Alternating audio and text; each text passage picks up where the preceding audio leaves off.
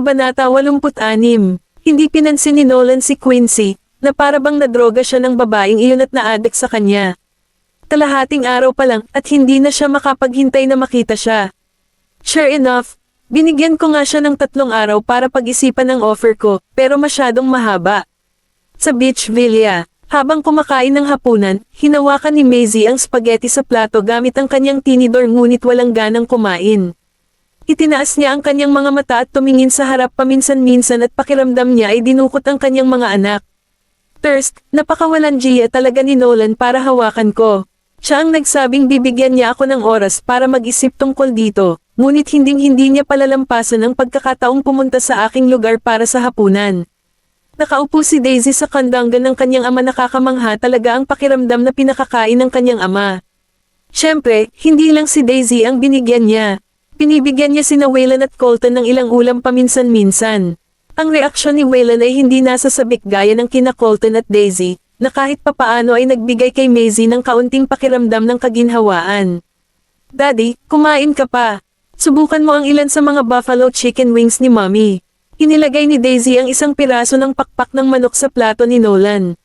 Namilog ang talukap ni Maisie. Daisy, may mga braso at kamay siya. Kaya niyang kumuha sa pinggan mag-isa. Nagseselos ka ba, Mommy?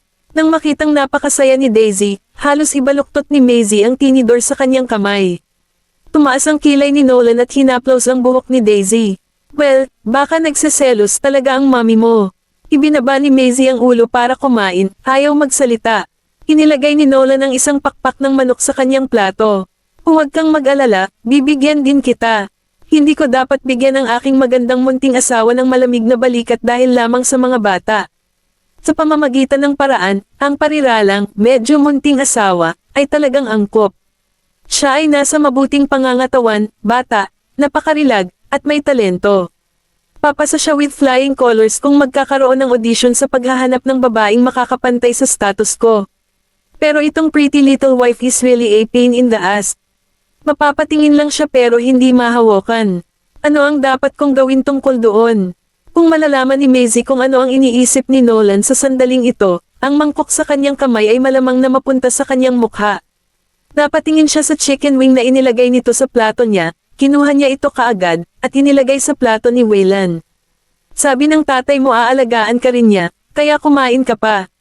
Sinulyapan ni Waylon si Nolan, na bahagyang naging madilim ang ekspresyon, at mahinahong inilagay ang pakpak ng manok sa mangkok ni Colton. Aalagaan ka rin niya, kumain ng isa pa. Hindi nakaimik si Colton. Nang makita ito ni Daisy, naramdaman niyang hindi ito tama. Kailangan pa niyang lumikha ng mas maraming pagkakataon para sa kanyang ama. Nilhinggan niya ang kanyang ulo at nagtanong, Daddy, maaari ka bang manatili dito ngayong gabi? Nagngangalit ang mga ngipin ni Maisie. Daisy, hindi kalakihan ang bahay natin para ma-accommodate ang ganyang big shot. Hindi siya big shot, siya si Daddy. Parang nakakaawa si Daisy. Bumaba ang tingin ni Nolan sa babaeng nakaupo sa kanyang mga bisig na nag-ayos ng lahat para sa kanya, at bahagyang umangat ang sulok ng kanyang mga labi. Siya ay tiyak na aking biological na anak na babae. Pinanggit ni Maisie ang halatang, wala kaming ekstrang kama sa bahay. Napatingin si Colton sa kanya. Napakalaki ng iyong kama. Maaari pang matulog kasama si Daddy. Ibinaba ni Maisie ang kanyang kutsara at tumayo. Nanginginig ang 3 rugrats sa takot. Galit siyang pumasok sa kanyang silid, kumuha ng kubrekama. At unan, inihagis ang mga ito sa sopa, tumalikod, at bumalik sa kanyang silid nang walang sinasabi. Bam! Padabog na isinara ang pinto. Umangat ang ulo ni Daisy at tumingin sa taong nasa itaas ng ulo niya. Daddy, hanggang dyan lang po ang maitutulong namin. Sa oras na ito, naglabas si Waylon ng isang susi at ibinigay kay Nolan. Lihim akong nagpeke ng ekstrang susi para sa kwarto ni Mommy. Nagulat si Nolan. Nakuha ng tulong na ito ang aking puso. Namangha din ang 2 pang rugrat. Tiyak na pang MVP ang aksyon ni Waylon. Sa pag-iisip tungkol sa lalaki sa bahay, ayaw man lang maligo ni Maisie. Nilock niya ang pinto sa likod niya pagkabalik niya sa kwarto.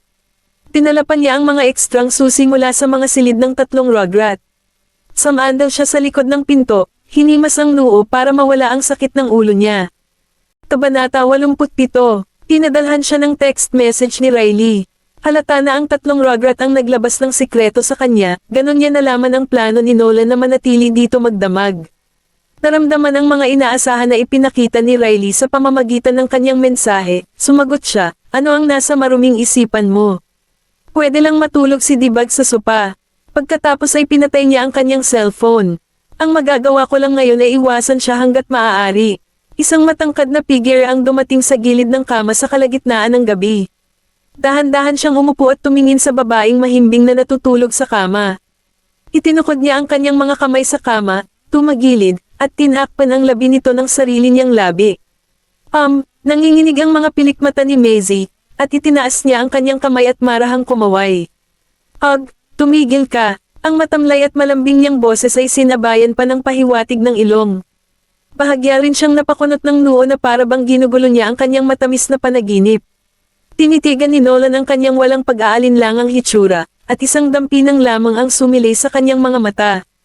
Pagkatapos ay pinunasan niya ang gilid ng labi niya gamit ang mga daliri niya. Maisie, tatanggapin kita ng maluwag sa loob.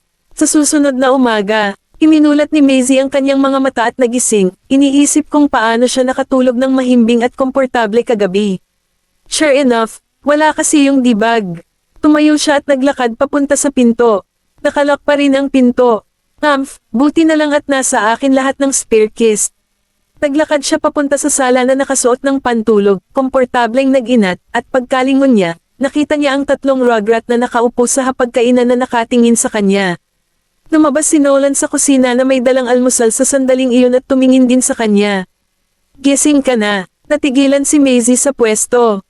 Muntik na niyang makalimutan na dito pala tumuloy ang lalaking ito kagabi. Mami, gising na po kayo. Nagluto si Daddy ng almusal para sa atin. Ikinaway ni Colton ang kanyang maliit na kamay sa kanya. Hindi makapaniwala si Maisie sa kanyang mga mata. Ano ang pakiramdam ng deja vu na nararamdaman ko? Ano ang nangyayari? Hindi, dapat naghahalusinate ako. Tumalikod na si Maisie at naglakad pabalik sa kwarto niya.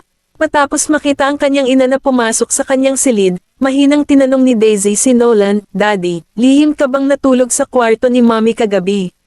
Ipinikit ni Nolan ang kanyang mga mata at hinilagay ang kanyang hintuturo sa harap ng kanyang mga labi, nagbibigay ng isang shushang motion. Tumanggaw si Daisy na may makikinang na mga mata. Si Nolan ay hindi gumugol ng maraming oras sa sopa kagabi ngunit natulog kasama ang kanyang magandang maliit na asawa sa loob ng 5 oras. Talagang mahimbing ang tulog niya kapag nasa tabi niya ito. Buti na lang, naitakda niya ang vibrating alarm sa kanyang relo para magising siya, lumabas ng kwarto niya bago siya magising, at nilock ang pinto gamit ang kanyang ekstrang susi. Matapos mag-freshen up at magpalit ng damit si Maisie ay lumabas na ulit siya ng kwarto. Oo. Ito ay tunay na hindi isang ilusyon. Pupunta kami ni Daddy at Mommy, Waylon, sa kumpanya. Nandito na si Miss Angela para sunduin kami. Bye! Kinuha ni Daisy ang isang maliit na backpack at lumabas kasama si Waylon. Tumalon si Colton sa upuan at naglakad papunta kay Maisie. Mommy, kailangan ko ring pumunta sa Music Academy ngayon. Papaalisin niyo ba ako? Okay, kapag si Uncle Quincy ang nagmaneho dito, ihahatid ka namin ng nanay mo sa kolehiyo. Walang pakialam si Nolan kung pumayag si Maisie sa plano o hindi at nangako si Colton sa ngalan niya. Tumanggaw si Colton at tumakbo sa itaas para kunin ang kanyang bag. Unti-unting bumalik sa katinoan si Maisie at nabangga si Nolan pagkatalikod niya. Tinaas niya ang ulo niya. Ikaw, tapusin mo muna ang iyong almusal. Hihintayin ka namin ni Colton sa kotse. Inilabas talaga ni Nolan si Colton nang bumalik si Colton sa ibaba. Lumingon si Maisie at tumingin sa almusal sa mesa. Inihanda pa niya ang aking bahagi, at, paano makakagawa ang gayong egoistic na lalaki ng napakasarap at mapagmahal na almusal? Not to mention, ito ay ginawa ng maalamat na Mr. Goldman ng Goldmans. Naghintay sina Colton at Nolan sa kotse sa loob ng 15 minuto, at nakita si Maisie na naglalakad palabas ng kotse bahay.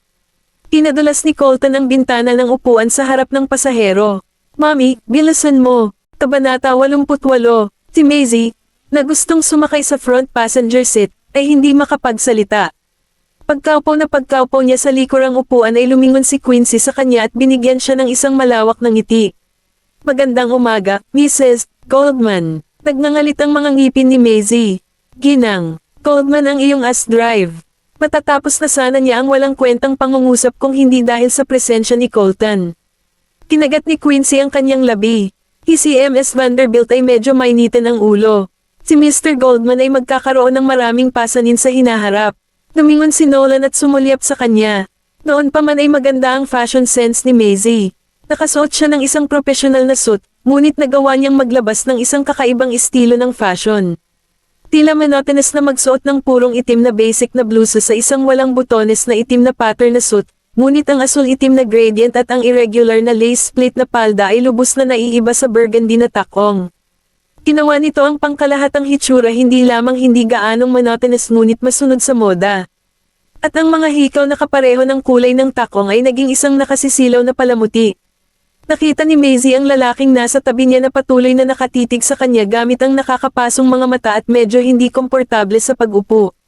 Nang huminto ang sobrang kilalang Maybach sa pangunahing pasukan ng Royal Academy of Music of Slakova, naakit nito ang atensyon ng maraming tao.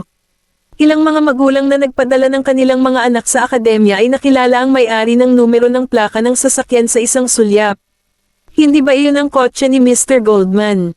Ay oo. Ang may-ari ng stratospherically presyong 9,999 na plate number ng Baseburg ay maaari lamang si Mr. Goldman. Hindi lang iyon, ngunit alam din nila na ang mga plate number ng Silver Rolls-Royce at ang limited edition na Pagani sports car na pag-aari ni Mr. Goldman ay nagkakahalaga din ng malaking halaga. Ang swerte namin na masaksihan namin ito ng personal ngayon. Nakatingin sa mga titig na nagmumula sa labas ng bintana ng sasakyan, napahawak si Maisie sa kanyang noo. Ang makasama ang lalaking ito ay isang marangyang bagay na dapat gawin. Bumaba si Colton sa kotse, tumalikod, at sinabing, "Mommy, Daddy, papasok na ako." Pilit nang ngumiti si Maisie. Sa oras na ito, nakatanggap siya ng isang text message sa kanyang cellphone. Bago siya magkaroon ng oras na sulyapan ito, inagaw ni Nolan ang telepono.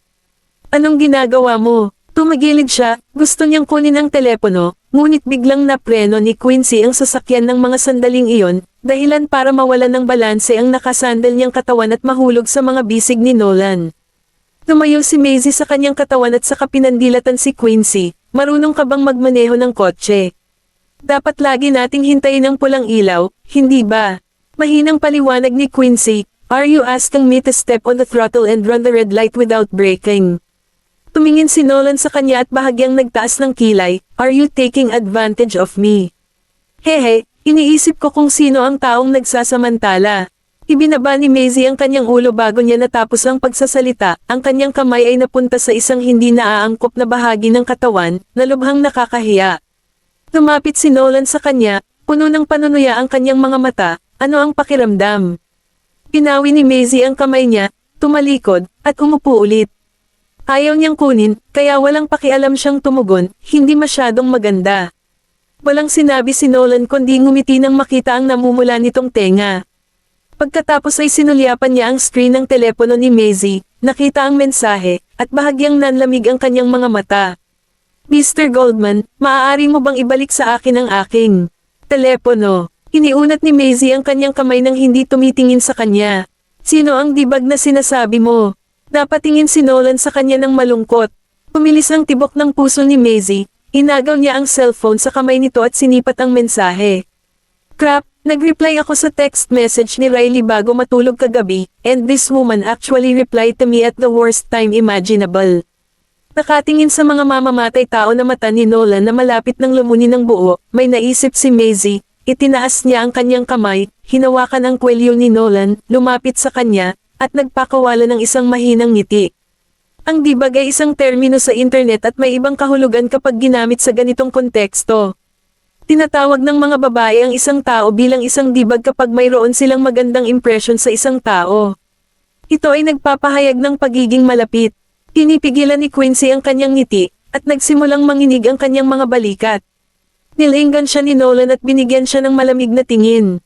Ngunit may narinig siyang kaguluhan na nanggagaling sa likod habang ginagawa ito. Pagkatapos ay lumingon siya at nakitang binuksan na ni Maisie ang pinto ng sasakyan, lumabas na ng sasakyan, at tumakbo ng hindi lumilingon. Kabanata 89. Inis na niluwagan ni Nolan ang kanyang kurbata. Nagpapahayag ito ng pagiging malapit. Halatang ayaw niyang mapalapit sa akin. Pero hindi mahalaga. Hahayaan ko siyang umangkop sa konsepto ng pagiging malapit sa akin ng dahan-dahan kapag lumipat siya at ang mga bata sa mansyon ng Goldman bukas. Hindi na pinahiya ni Stephen si Willow simula nang pumasok siya sa ospital dahil sa sugat. Gayunpaman, iniisip ang dalawang sampal na nakuha niya mula sa kanyang ama, si Maisie pa rin ang sinisisi ni Willow. Willie, nagmamadaling pumasok si Layla sa ward at excited na ngumiti. Trending ngayon. Ano ang trending ngayon? Kinagat ni Willow ang kuko ng kanyang hinlalaki, nakaramdam ng labis na pagkabalisa. Nako, naging viral sa internet ang mga alahas na idinisenyo ni Freddy para sa Vanna. Ano, natigilan si Willow. Nag-viral na sila. Oo, ang iyong ama ay sumagot ng ilang mga tawag na humihingi ng pakikipagtulungan. Pagkatapos magsalita ni Layla, matagumpay niyang sinabi, hindi lang si Maisie ang designer ng alahas sa mundong ito. Ngayong sikat na ang disenyo ni Freddy, ano pa ang dapat nating alalahanin? Siya nga pala, sinabihan ito ng iyong ama sa matandang babae ng mga Vanderbilt. Ang matandang babae na iyon ay palaging minamasama ang aming ina at anak na babae bago ito, ngunit sinasabi niya na gusto niyang puntahan at bisitahin ka ngayon. Gusto niya akong makita. Oo, Willie. Ang katayuan naming dalawa sa Vanderbilts ay hindi kasing prestihiyoso ng dati. Ngunit kung magtagumpay ka sa disenyo ni Freddy, maaari mong madagdagan ang iyong posisyon sa Vanderbilts, sa hinaharap. Inilatag ni Layla ang plano para sa kanya. Gayunpaman, hindi nasisiyahan si Willow. Gusto niya ng higit pa sa maya-alok ng mga Vanderbilts, gusto niyang maging Mrs. Goldman. Sandali lang, isang ideya ang pumasok sa kanyang isipan. Kung kaya kong sorpresahin ang alahas gamit ang mga disenyo ni Freddy, at kung willing si Freddy na maging ghost designer ko, hindi pa ba ako magkakaroon ng pagkakataon na mag-one up sa beach na iyon hanggat patok ang mga disenyo? Tiyak na mapapalakas niya ng atensyon ni Nolan. Ang Vanna Jewelry ay naglunsad lamang ng isang bagong disenyo, at ito ay naging tanyag sa buong internet. Ang lahat ng ito ay dahil sa kagandahan ng panahon ng Victoria kung kaya't ang gothic dark vintage snake-shaped diamond necklace at mga hikaw ay lumabas at ang malamig at misteryosong kagandahan na ipinakita ng madilim na ugali nito. Ang paglikha ng isang singsing na kasing laki ng isang itlog ng kalapati ay mas nobela. Ang singsing ay parang dalawang kamay na nakapulupot sa brilyante na parabang may hawak na puso. Ang disenyo nito ay hindi malilimutan. #Men-in-Love hashtag, palagi kong iniisip na kakaiba ang estilong gothic, at hindi ko ito ma-appreciate. Ngunit sa palagay ko mahal ko ito pagkatapos makita ang mga obra maestra na ito. #LadyWithin hashtag, ang disenyo ng estilong gothic ay talagang mahusay. Sana ay makapaglansad si Vanna ng mas magagandang disenyo tulad ng mga ito. Napasulyap si Maisie sa tablet, at bahagyang nakataas ang sulok ng labi niya. Pumasok si Kennedy mula sa labas ng opisina at ngumiti. Nasusunog ngayon ang mga design na binigay mo sa Vanna. Ang Vanna Jewelry, na tahimik sa loob ng maraming taon, ay maaari na ngayong ituring na muling nabuhay. Nag-vibrate ang telepono ni Kennedy nang matapos niyang sabihin iyon. Pinaba niya ang tingin sa mensahe at nagbigay ng gulat na ekspresyon. Tito Kennedy, ano ang problema? Gustong bayaran ni Willow si Freddy ng $1,500,000 para maging ghost designer siya. Gusto niya talagang gamitin ang pamamaraang ito para makakuha ng katanyagan. Napangisi si Maisie, pagkatapos ay hayaan siyang kumuha ng sakit. Dahil matagal na niyang gustong makapasok sa larangan ng alahas, dapat akong magbigay ng tulong sa kanya. Sa oras na ito, sa Vanderbilt Manor. Matapos iuwi ni Layla si Willow, nakaupo si Stephen sa sopa, nakikipag-chat kay Madam Vanderbilt. Nagmamadaling bumangon si Stephen at sinenyasan si Willow na pumunta. Pumunta sa iyo ang lola mo. Bakit nakatayo ka pa dyan? Ngumiti si Willow at lumapit sa kanya. Lola, napatingin si Madam Vanderbilt sa kanya. Ilang taon na kitang hindi nakikita, at medyo naging kaakit-akit ka. Narinig kong sinabi ng tatay mo na sikat ngayon ang bagong launch na alahas ng Vanna, at ikaw ang utak sa likod nito. Mukhang minamaliit kita. Kabanata 10 po. Ina, ginagawa ito ni Willie para sa mga Vanderbilt. Ngumiti si Layla, sinusubukang pasayahin si Madam Vanderbilt sa kanyang sarili at sa kanyang anak. Alam ng lahat na si Madam Vanderbilt ay palaging mas pinapahalagahan ng isang apo. Kung hindi dahil sa katotohanang walang anak si Stephen, hindi man lang mag-abala si Madam Vanderbilt na alagaan ang mag-ina.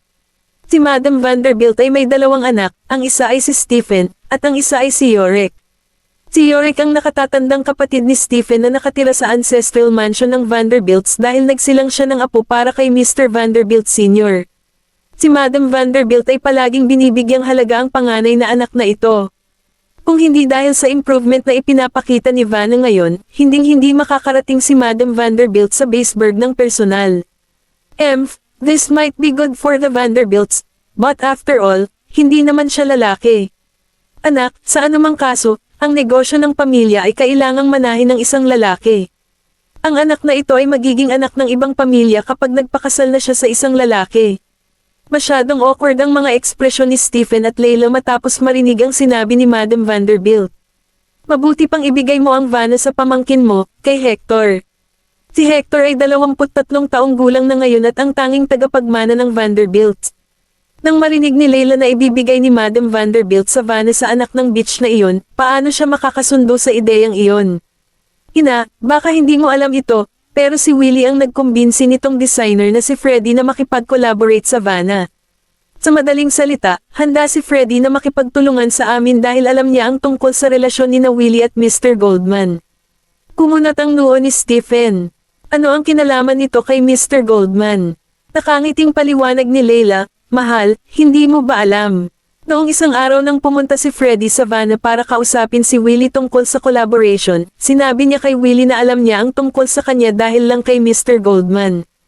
Ang taong tinutukoy mo, sinong Mr. Goldman ang tinutukoy mo? Parang pamilyar kay Madam Vanderbilt ang pangalan. Napatingin si Layla sa kanya. Siyempre si Mr. Goldman ng Black Gold Group. Nagulat si Madam Vanderbilt. Pagkatapos ay tumingin siya kay Willow ng diretsyong mata. Wow Binibini, ang galing mo. Talagang nagawa mong makuha ang puso ng batang Goldman. Ngayon sabihin sa akin ang higit patungkol dito Mr. Goldman. Balita ko sobrang prestihiyoso siya at maimpluwensyang. Isang karangalan sa Vanderbilts kung makakapagpakasal tayo sa mga Goldman. Alam ni Layla na tiyak na magiging kapaki-pakinabang ang pagbanggit kay Mr. Goldman. Ang orihinal na maigting na relasyon sa pagitan niya at ng kanyang biyenan ay sa wakas ay lumuwag, at maaari pa nilang pag-usapan si Mr. Goldman ngayon. Si Stephen na nakaupo sa gilid ay tumayo at umalis na may malungkot na ekspresyon. Walang pakialam si Madam Vanderbilt sa kanya. May naisip siya at saka tumingin kay Willow. Willie, dahil maganda ang relasyon mo kay Mr. Goldman, dapat kilala mo lahat ng mayayaman at mga maimpluwensyang negosyante na nakapaligid kay Mr. Goldman. Kung gagawin mo, ipakilala mo ang isa sa kanila sa iyong pinsan na si Linda. Nang makitang binago pa ng matandang babae ang paraan ng pagharap sa kanya, medyo nasiyahan si Willow. Huwag mo nang alalahanin iyon, Lola. Kumpara kay Maisie, si Linda ay isang tanga at masungit na babae. Pero maganda na siya ang tanga. Siya na ngayon ang taong higit kong kailangan. Mabuti sana kung magagamit ko si Linda at haharapin ang B** na iyon sa kanya. Ang sarap pakinggan. Talagang karapat-dapat kang maging isa sa mga Vanderbilts. Tapos papasukin ko ang pinsan mo bukas. Tiyak na natuwa si Madam Vanderbilt nang makitang handang tulungan ni Willow ang kanyang pinsan. Sa tanghali, pinuklat ni Maisie ang listahan ng mga sangkap. Walang magawa si Xander, MS Vanderbilt. Ang Jade Mountain ko ay nahaharap sa kakulangan ng mga bihirang magaspang na bato. Hindi tayo makakabili ng magaspang na bato tulad ng aquamarine, tanzanite, golden emerald, black opal, at topaz mula sa kanila. Isinara ni Maisie ang listahan at tumangala. Aquamarine at golden emerald, pwede tayong mag-order ng mga galing sa Millennial Gemstone Inc. Ang presyo na maiaalok nila ay halos kapareho ng Jade Mountain ko. Para naman sa black opal at tanzanite, Taylor Jewelry lang ang mayroon nito.